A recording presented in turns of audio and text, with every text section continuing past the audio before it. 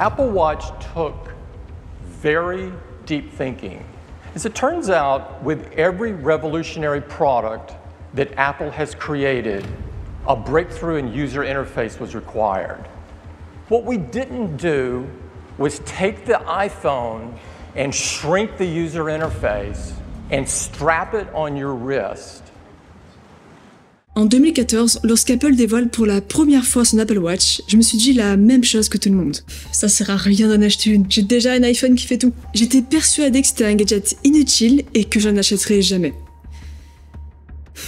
Ça fait plus de 2 ans que je suis l'heureuse propriétaire de cette petite merveille, et au départ, je vais pas te mentir, j'utilisais peut-être 15% de ses capacités. Comme beaucoup, je m'en servais surtout pour traquer mes activités physiques, pour afficher les événements dans mon agenda, ou pour changer rapidement de musique dans ma playlist. Je pensais que ça servait à rendre la vie plus pratique, alors qu'en fait, une Apple Watch, ça sert à vivre l'instant présent.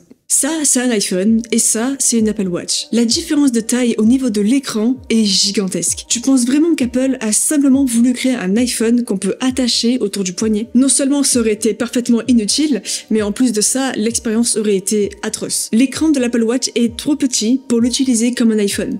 Tu vois où je veux en venir?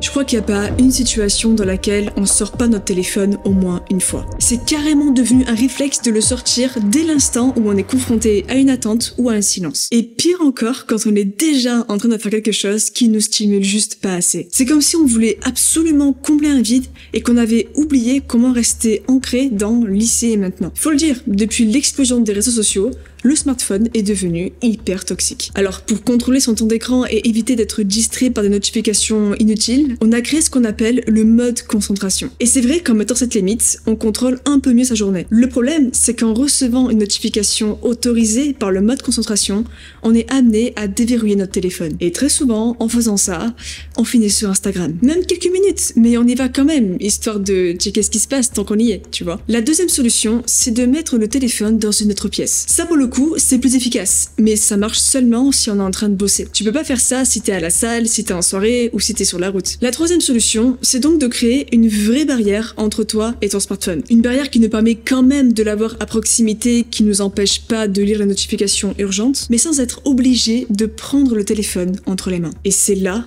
tout l'intérêt de l'Apple Watch. C'est une barrière qui peut filtrer les notifications et afficher les plus urgentes. Et par notification urgente, j'entends les appels, les SMS et les mails. C'est tout. L'Apple Watch est assez pratique pour décrocher des appels, dicter des messages et des mails, mais pas assez pour aller sur les applications divertissantes. L'effet d'avoir un tout petit appareil comme ça qui te permet de faire le strict minimum dessus, ça diminue ni ton attention, ni ta présence dans l'instant. Parce qu'une fois qu'on a traité la notification urgente, on retourne immédiatement à ce qu'on était en train de faire. Parce qu'on n'a pas le choix.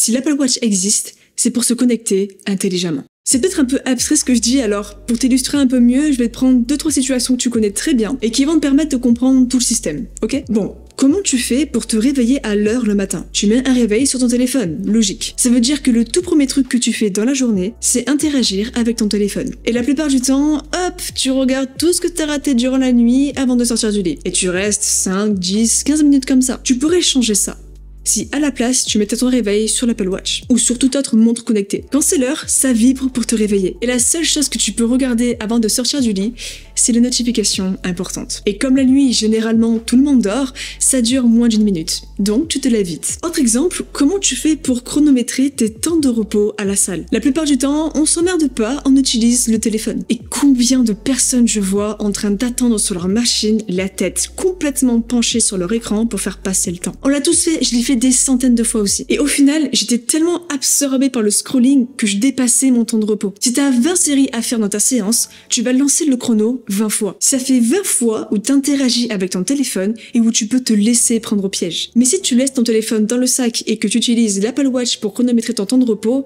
il y a plus d'interaction possible. T'es bien plus concentré dans ton entraînement et ta séance passe plus vite. Bref, je pense que t'as compris le principe. Tu sais, il y a des tas d'astuces sympas à connaître sur l'Apple Watch, comme prendre une photo à distance, faire sonner son iPhone pour le retrouver ou chasamer plus rapidement. Et je voulais même axer la vidéo là-dessus au départ. Mais je voulais prouver que l'Apple Watch est bien plus qu'un gadget. Et j'espère que j'ai réussi à le faire. Merci d'être resté jusqu'au bout et je te dis à la prochaine. Ciao.